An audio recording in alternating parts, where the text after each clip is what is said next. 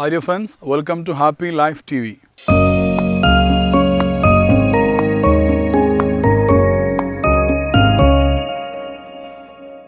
നിങ്ങൾ ഒരു ലക്ഷ്യം തീരുമാനിക്കുകയും ആ ലക്ഷ്യത്തിലേക്കുള്ള യാത്രക്കിടയിൽ ഒരു തടസ്സം നേരിടുകയും ചെയ്താൽ എന്താണ് ചെയ്യേണ്ടത്? ഏറ്റവും ആദ്യത്തെ സമയത്ത് ആ തടസ്സത്തെ, ആ പ്രശ്നത്തെ നേരിടുക എന്നതാണ്.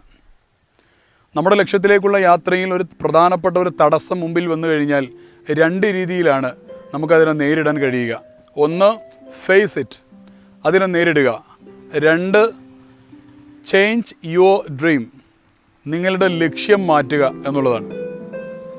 ഒന്നുകിൽ ആ പ്രശ്നത്തെ നേരെ നിന്നുകൊണ്ട് നേരിടുക, അതിന് പരിഹാരം കാണുക.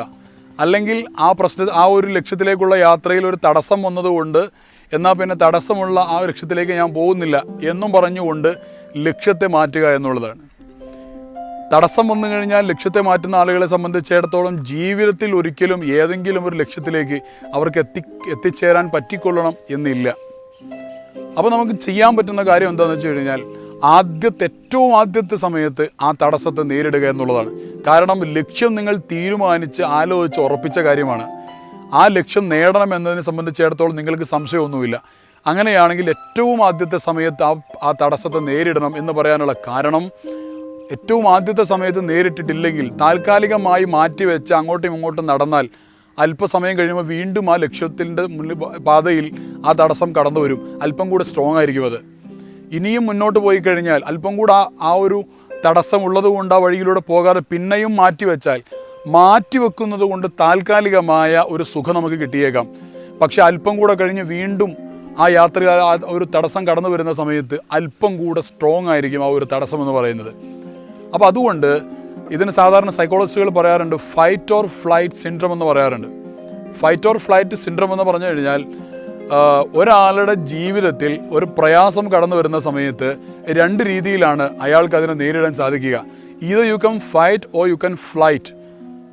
ഫൈറ്റ് എന്ന് പറഞ്ഞു കഴിഞ്ഞാൽ അതിനെ നേരിടുക. ഫ്ലൈറ്റ് എന്ന് പറഞ്ഞു കഴിഞ്ഞാൽ അവിടുന്ന് എങ്ങനെയെങ്കിലും രക്ഷപ്പെടുക എന്നുള്ളതാണ്.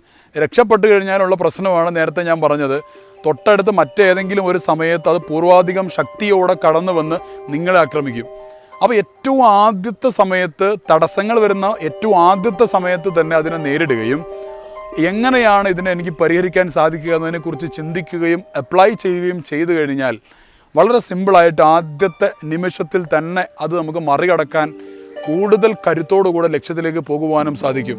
പലപ്പോഴും പല പ്രശ്നങ്ങളും വലുതായി മാറുന്നത്, ഒരുപക്ഷെ പരിഹരിക്കാൻ പറ്റുമോ അത്തരത്തിലുള്ള വലിയ പ്രശ്നമായി മാറുന്ന പല പ്രശ്നങ്ങളും തന്നെ തുടക്കത്തിൽ പരിഹരിക്കപ്പെടേണ്ട പ്രശ്നങ്ങൾ മാറ്റിവെച്ച് വലുതായി പ്രശ്നമായതാണെന്ന് നമുക്ക് കാണാൻ സാധിക്കും.